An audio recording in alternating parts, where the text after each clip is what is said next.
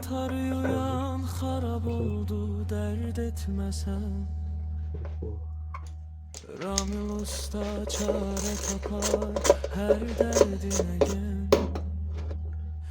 Eli iş bilir, işi temiz, sözü düz. Ustalığıyla kazanar her evdeyiz.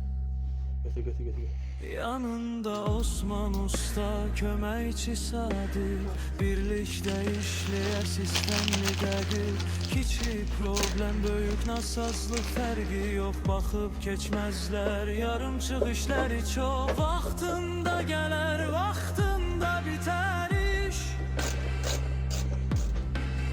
Qiymət münasib, xidmət isə